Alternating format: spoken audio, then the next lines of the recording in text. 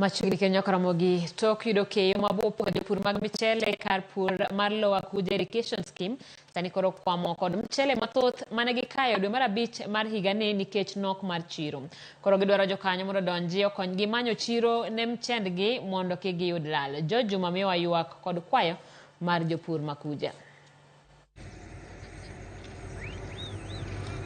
E keyo mar dwe mar 5 mar higani, jopur mag ochele e kar pur mar Lower Kuja Irrigation Scheme ne oyudo chele maromo kilograms 2.5 kalure kod lipot mogol kod bad migawno mar piny owacho ma ochung' wechego mag pur mabende ong'ere kaka National Irrigation Authority.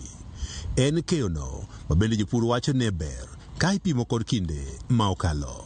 Kata bed ni jopur oyudo keyo maber, thothgi sani koro onge kod mor nikech gionge kod chiro mag ochele. Sani yudo ni jopur wa nigi mchele mang'eny e udi nikech chiro odok piny, nengo biro piny nyaka 40 siling 40.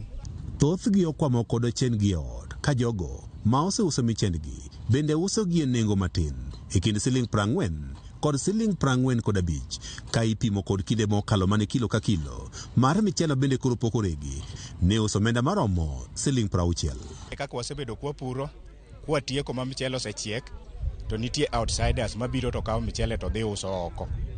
Koro gine magi giwinjo maber molowa kaka one farmers ka gikawe at a lower price to gidhi giuse bei mamalo. Johandi chumbo nyose biro mosediyo jopur ka gikacha ka ging'eyo ni jogi nigi tabu kendo koro gidiyo gi pesa mathin siling 40 kum kilo.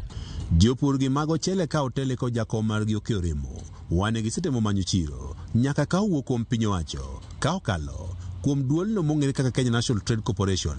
Kata kamano pok onyago lemo. En mani jo Kenya National Trade Corporation kawo thuolo malach nyocha ne wamiyo gi kodhi kendo ne gikawo the milled rice to nyaka sani koro dhi dweche 6 jopur koro ol. Koro japur kawa chambe to koro usa ne jachombo e nengo marach. Maneja mar kar purno man Lower Kuja Irrigation Scheme Isaac Munga wacho ni jopur osebedo kod pek e yudo chiro ne ochendgi nikech gionge kod riwruok mar saga kata cooperative ma otegno manyalo donjo e winjruok kod kembe kata riwruoge mag piny owacho ma osebedo ka nyiewo chele ma oting'o Kenya National Trading Corporation. Munga wacho ni thoth kembe manyiewo chelegi nyiewo chele mana moseregi ka jopur mathoth ok oikore mar timo mano. Ni kwamba cooperatives nyingi katika kaunti hii kupitia mipango mbalimbali wanaenda kupata funding, wanaenda kupata pesa so that wanaweza wakanunua mchele kutoka kwa members wao kwa bei nafuu, alafu sasa wabaki wakinegotiate na wale ambao wanataka kununua mchele kutoka nje ya kaunti hii. Hiyo ni mipango ambayo tunayo ya kuweza kufaidi wakulima wetu katika kaunti hii ya Migori. Karpur malo kuji scheme nitie korwoge mag saga dik. Kata kamano duto gite okotegno. Komachielo piny owacho mar kaunti ma Migori ochiwo kothego mag ochele maromo tons 3 ne jopur maromo 300 e kar pur mar Lower Kuja Irrigation Scheme. Jatend migawo mar pur e kaunti ma Migori Lucas Musenda ne otelo chendoni machiwo kothegi. Ero kamano ne county government ma Migori kuom miyowa opportunity mar miyowa kodhi mwadhi pidho mar michele. Tumelete hapa mchele tan 3 siku ya leo na huo mchele unaenda kupeanwa kwa wakulima 300 ambao wanalima mchele katika area hii.